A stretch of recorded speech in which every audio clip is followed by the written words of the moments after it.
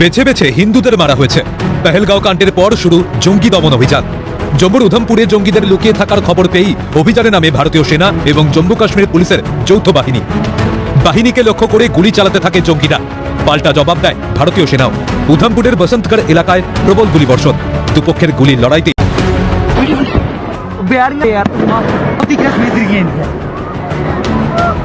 জখম হন এক সেনা জওয়ান। আশঙ্কাজনক অবস্থায় তাকে নিয়ে যাওয়া হয় হাসপাতালে।